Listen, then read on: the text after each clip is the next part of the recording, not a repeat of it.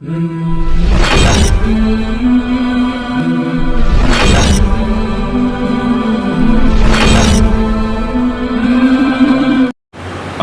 باللہ من الشیطان الرجیم بسم اللہ الرحمن الرحیم وَلَقَدْ آتَيْنَا دَاوُودَ مِنَّا فَضْلًا يَا جِبَالُ أَوِّبِي مَعَهُ وَالطَّيْرَ وَأَلَنَّا لَهُ الْحَدِيدَ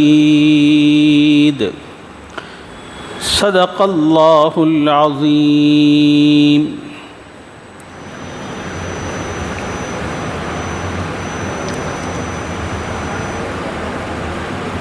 گزشتہ سبق میں اللہ تعالیٰ نے اپنی قدرت کی نشانیاں بیان فرمائی تھی،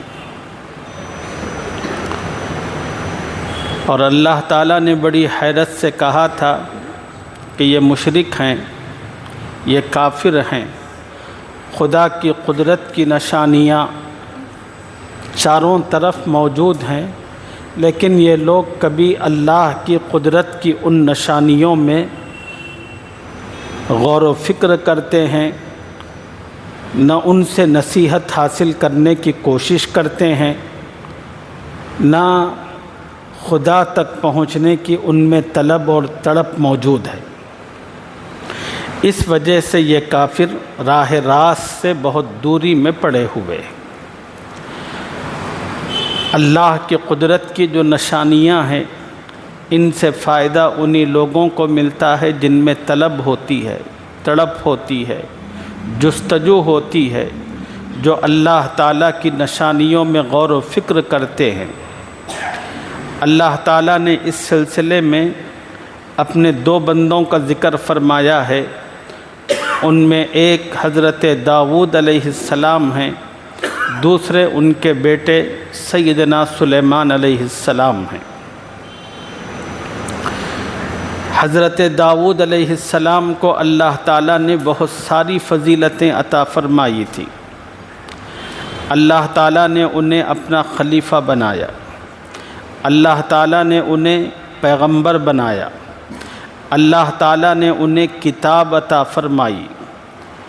پارہ 15 میں اللہ نے ایک مقام پر فرمایا وَلَقَدْ آتَيْنَا دَاوُودَ زَبُورًا، ہم نے داؤد علیہ السلام کو کتاب عطا فرمائی۔ اور حضرت داؤد علیہ السلام کو اللہ تعالیٰ نے بڑی خوبصورت آواز عطا فرمائی تھی۔ اللہ نے داؤد علیہ السلام کو جو کتاب زبور کی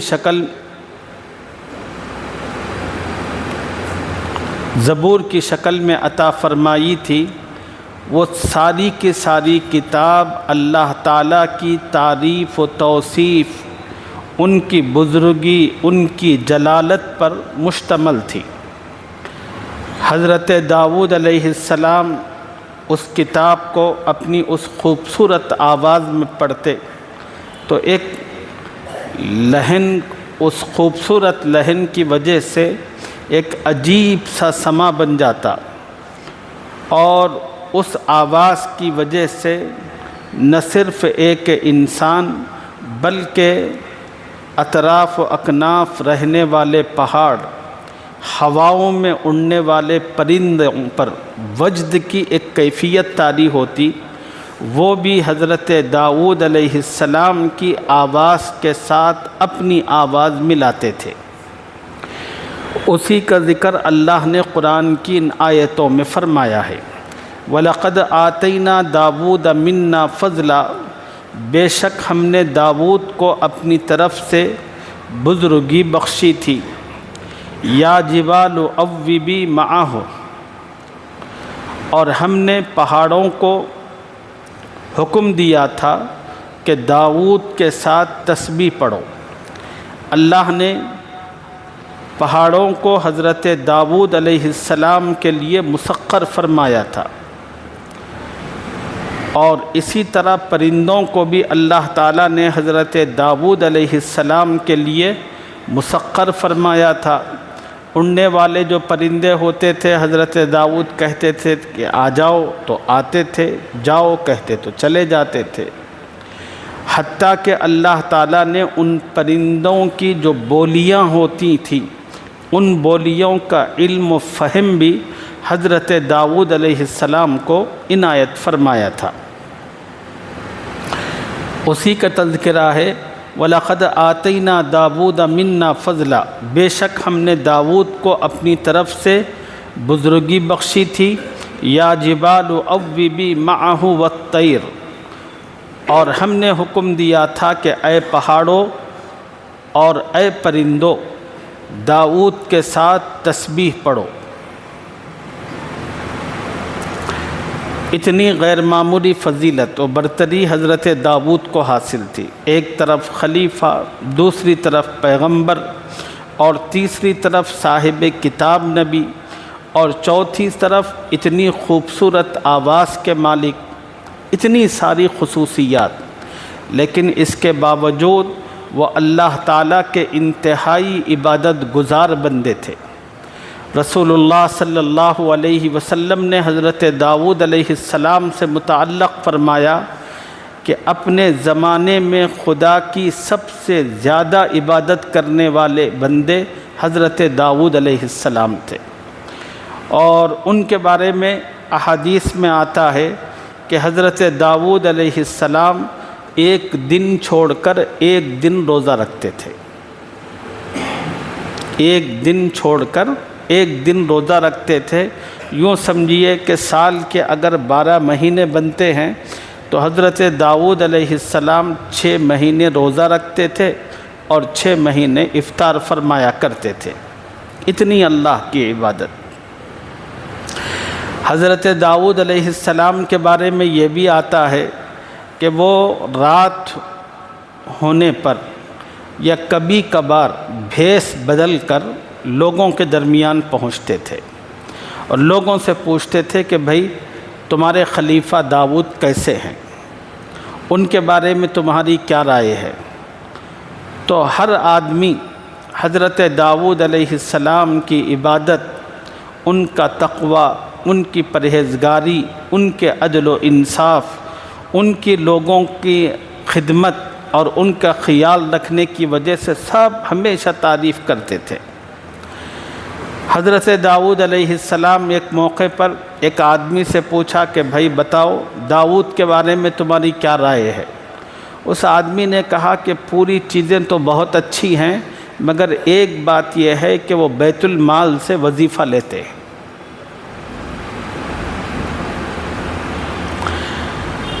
جو خلیفہ ہوتے ہیں ان کے لیے اسلامی طور پر اجازت ہے کہ وہ اپنا وظیفہ روز مرہ کی زندگی کا بیت المال سے لے سکتے ہیں، اس لیے کہ اگر خلیفہ جو ہوتا ہے یا امیر جو ہوتا ہے وہ تو اپنا سارا وقت مسلمانوں کے کام میں وقف کرتا ہے، تو پھر اس کے لیے اپنے اور اپنے گھر کی ضرورتوں کو پورا کرنے کے لیے کوئی وقت نہیں رہتا۔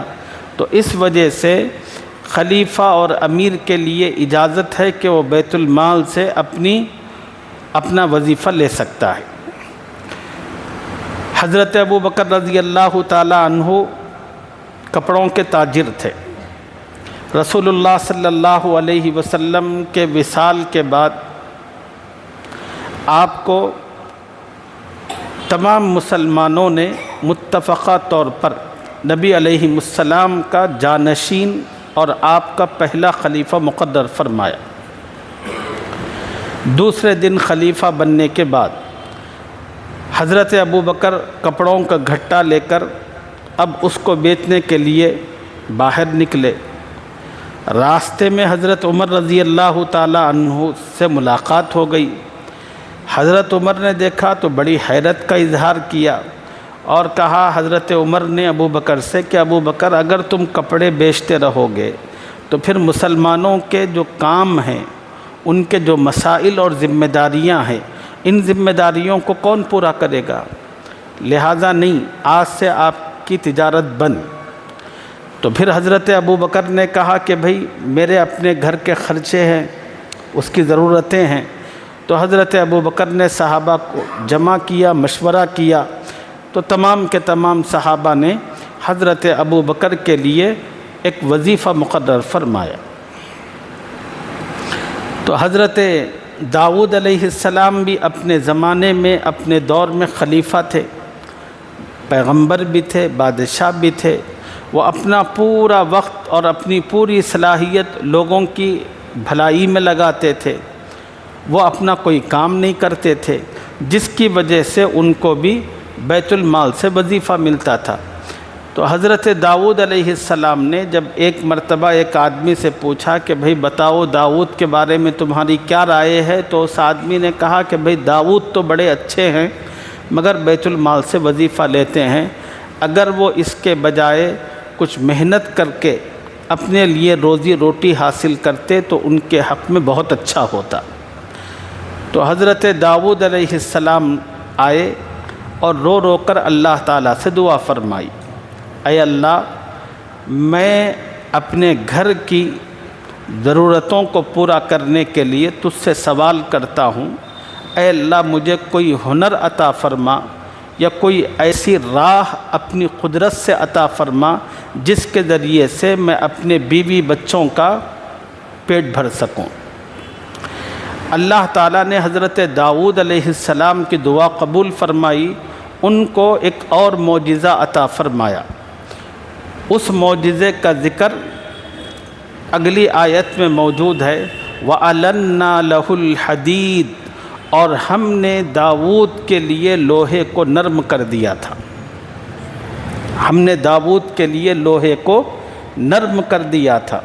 حضرت داؤد علیہ السلام کے لیے لوہا ایسا تھا جیسے ہمارے لیے موم ہوتا ہے۔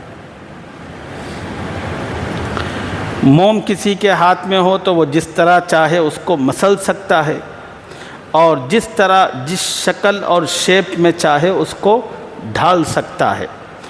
حضرت داؤد علیہ السلام پر خدا کا کرم یہ ہوا کہ خدا نے ان کے لیے لوہے کو نرم کر دیا۔ اللہ تعالیٰ نے انسانوں کے فائدے کے لیے جو دھاتیں اس دنیا میں رکھی تھیں ان میں ایک اہم دھات کا نام ہے لوہا۔ خود قرآن مجید میں 28ویں پارے میں مکمل اسی کے نام سے ایک سورت ہے جس کا نام ہے سورۃ الحدید۔ حدید کے معنی آتے ہیں لوہے کے۔ جب سے یہ دنیا بنی تب سے لے کر آج تک لوگوں نے سب سے زیادہ فائدہ جس دھات کے ذریعے اٹھایا ہے اس کو لوہا کہتے ہیں۔ ایک اور پیغمبر گزرے ہیں حضرت ادریس علیہ السلام، انہوں نے اسی لوہے کے ذریعے سب سے پہلے سوئی تیار کی، اور ہر زمانے میں مختلف چیزوں میں لوہا استعمال ہوتا رہا۔ اب پوری دنیا کے اندر جتنی تعمیرات ہیں اور جتنے مکان ہیں، ان تمام کی بناوٹ میں، ان کی مضبوطی میں، ان کی پائیداری کے اندر لوہے کا وہی کردار ہے جو انسانی جسم میں ریڑھ کی ہڈی کا ہے۔ بلکہ یہ جو صدی چل رہی ہے، اس صدی کو لوہے کی صدی کہنا بیجا نہ ہوگا، اس لیے کہ لوگوں نے اپنے دماغ استعمال کر کے لوہے میں ایسی فنکاریاں دکھائی اور اس کے ذریعے ایسی مشنریز تیار کی کہ آج انہی مشنریز کا ساری دنیا میں بول بالا ہے۔ پہلے کام کاج کے لیے انسان کی قوت طاقت ان کے ہاتھ استعمال میں آتے تھے، لیکن لوہے کی کاریگری ایسی دکھائی لوگوں نے اپنی ذہانت سے کہ اس کے ذریعے ایسی مشینیں ایجاد ہوئی کہ جہاں انسان مہینوں اپنی طاقت صرف کر کے جو کام کرتے تھے، ایک لوہے کی بنی ہوئی مشین ایک دن کے اندر 20 لوگوں کا مہینوں کا کام ایک دن میں کر جاتی ہے۔ اور مختلف قسم کے پارٹس اور پھر جتنے ہتھیار ہیں، چھوٹے پستل ہوں، AK-47 ہو اور جتنے بھی جدید سے جدید کوئی ہتھیار ایسا نہیں ہے جس میں لوہے کا استعمال نہ ہو۔ تو اللہ تعالیٰ نے حضرت داؤد علیہ السلام پر فضل فرمایا اور اس لوہے کو ان کے حق میں نرم فرما دیا، اور اس لوہے کو مختلف شکلوں میں ڈھالنے، یہ حضرت داؤد علیہ السلام کو خدا نے سکھایا۔ اب حضرت داؤد علیہ السلام لوہے کے ساتھ کیا کرتے تھے اس کی تفصیل اگلی آیت میں موجود ہے۔ میں آج کے سبق کو یہیں پر ختم کرتا ہوں، ایک پروگرام میں مجھے ضروری جانا ہے، اس لیے اگلے سبق میں انشاءاللہ بقیہ تفصیل آپ کی خدمت میں عرض کروں گا۔ اللہ اپنے کرم سے مجھے اور آپ کو قرآن کا صحیح فہم نصیب فرمائے، اور اللہ کی قدرت میں غور و فکر کرنے کی، اور اللہ کی طلب اور تڑپ رکھنے کی، اور اللہ کے جو عبادت گزار بندے بے شمار خوبیوں کے باوجود جو اس کی بندگی کرتے تھے، اللہ اس کا کچھ حصہ ہمیں بھی اپنی اندر پیدا کرنے کی توفیق عطا فرمائے۔ آمین یا رب العالمین، وآخر دعوانا ان الحمد للہ رب العالمین۔